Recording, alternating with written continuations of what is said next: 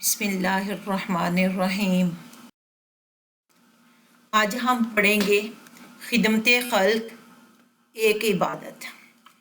اللہ تعالیٰ ان لوگوں کو پسند فرماتا ہے جو اس کی مخلوق سے پیار کرتے ہیں۔ مخلوق خدا کی بھلائی کے لیے کی گئی کوشش خدمت خلق کہلاتی ہے۔ اسلامی تاریخ میں خدمت خلق کی بے شمار مثالیں موجود ہیں۔ انہی میں سے ایک واقعہ مسلمانوں کے تیسرے خلیفہ حضرت عثمان رضی اللہ تعالیٰ عنہ کی شخصیت سے متعلق بھی ہے۔ حضرت عثمان غنی رضی اللہ تعالیٰ عنہ نے تمام زندگی اپنا مال خدا کی راہ میں خرچ کیا اور لوگوں کی مدد کی۔ نبوت کے 13ویں سال جب مسلمانوں نے مکہ مکرمہ سے مدینہ منورہ کی طرف ہجرت کی تو وہاں پانی کی شدید قلت تھی۔ لوگوں کو میٹھے پانی کے لیے دور دراز مقامات کا سفر کرنا پڑتا تھا۔ مدینہ منورہ میں میٹھے پانی کا صرف ایک کنواں تھا۔ اس کنویں کا نام بئر رومہ تھا، یعنی رومہ کا کنواں، جس کا مالک ایک یہودی تھا۔ وہ یہودی مسلمانوں کو مہنگے داموں پانی فروخت کرتا تھا۔ مسلمان ہجرت کے وقت اپنا گھر بار اور مال اسباب مکہ مکرمہ میں چھوڑ آئے تھے، اس لیے ان کے پاس پانی خریدنے کے لیے پیسے نہیں تھے۔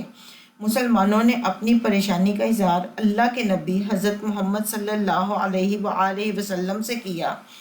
آپ صلی اللہ علیہ وآلہ وسلم نے صحابہ رضی اللہ تعالیٰ عنہم سے فرمایا کہ کیا تم میں سے کوئی ایسا شخص ہے جو بئر رومہ کو خرید کر رفاع عامہ کے لیے وقف کر دے اور کل قیامت کے روز حق تعالیٰ کے ہاں سے اس کا بہترین معاوضہ اور بدلہ حاصل کرے؟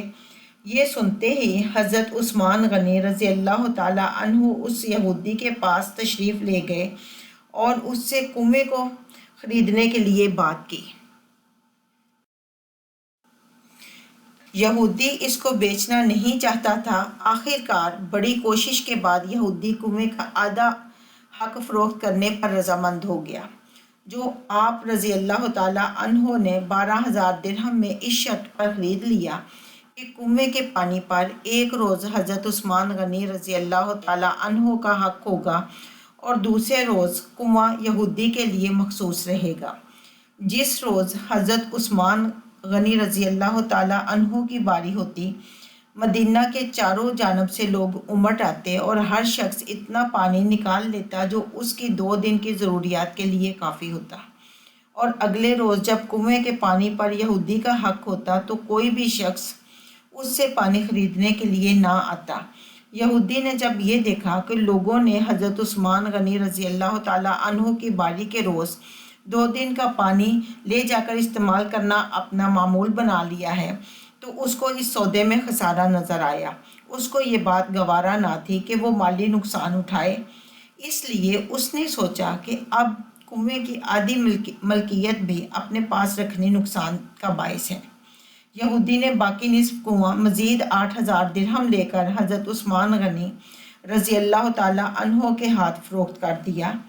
اس طرح 20,000 درہم ادا کرنے کے بعد اب یہ کنواں حضرت عثمان غنی رضی اللہ تعالیٰ عنہ کی مکمل ملکیت بن گیا۔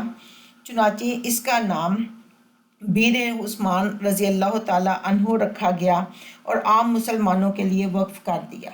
یوں حضرت عثمان غنی رضی اللہ تعالیٰ عنہ نے ذاتی نفع کے بدلے لوگوں کی بھلائی اور دنیاوی فائدے کے بدلے آخرت کو پسند فرمایا۔ وہ کنواں آج بھی مدینہ منورہ میں صدقہ جاریہ کے طور پر موجود ہے اور اس کا ثواب انشاءاللہ قیامت تک آپ رضی اللہ تعالیٰ عنہ کو ملتا رہے گا۔